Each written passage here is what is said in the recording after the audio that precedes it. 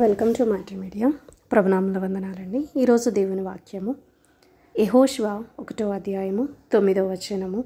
నేను నీకు ఆజ్ఞ ఇచ్చి ఉన్నాను కదా, నిబ్బరము కలిగి ధైర్యముగా ఉండము, దిగులు పడకము, జడియకము.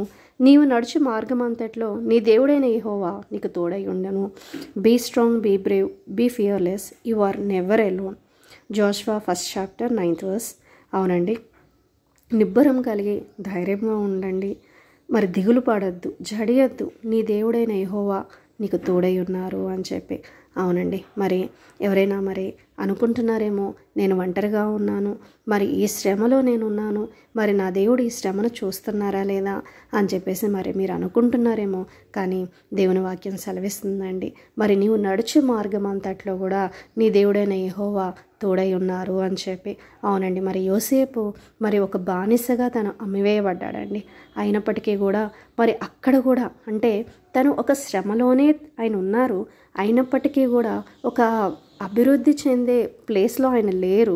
అయినప్పటికీ కూడా ఆ శ్రమలో, ఆ కష్టంలో కూడా మరి అక్కడ దేవుడు ఆయనకి తోడై ఉన్నారంటండి. అవునండి, యెహోవా ఆయనకి తోడై ఉండెను, మరి ఆయన వర్ధిల్లుచుండెను అని చెప్పి ఆయన వాక్యం సెలవిస్తుందండి.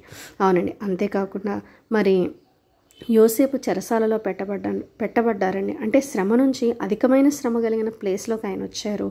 మరి అక్కడ కూడా మరి దేవుడు ఆయనకి తోడై ఉన్నారంటండి.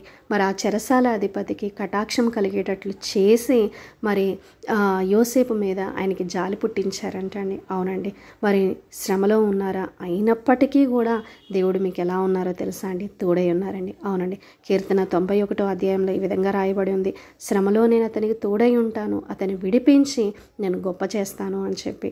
దేవుడు మరి మీ శ్రమలో తోడై ఉంటారు, అంతేకాదండి ఆ శ్రమ నుంచి విడిపించి మరి మిమ్మల్ని గొప్ప చేస్తారంటండి.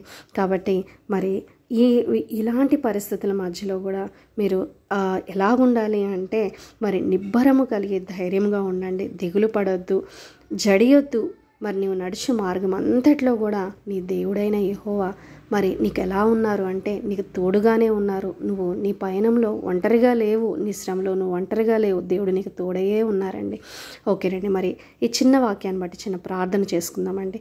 పరిశుద్ధుడా, ప్రేమ కలిగిన తండ్రి, అవును ప్రభా, నాయన మా మార్గములలో ప్రభా మరి నాయన తండ్రి మీరు మాకు ఎల్లప్పుడూ తోడుగా ఉన్నారు నాయన. అందుని బట్టి ప్రభా మీకు వందనాలు చెల్లిస్తున్నానయ్యా. దేవా, మరి నాయన ఎవరైతే వింటున్నారో ఈ వాక్యము తండ్రి నాయన అనుకుంటున్నారేమో, ఈ శ్రమలో నేను ఒంటరిగా ఉన్నాను, నా దేవుడు నా వైపు చూస్తున్నారా అని చెప్పేసి అనుకుంటున్నారేమో తండ్రి. కానీ ప్రభా మీరు అంటున్నారు, నీవు నడుచు మార్గం అంతట్లో కూడా నేను నీకు తోడై ఉన్నాను, శ్రమలో నీకు తోడై ఉంటాను, విడిపించి గొప్ప చేస్తాను.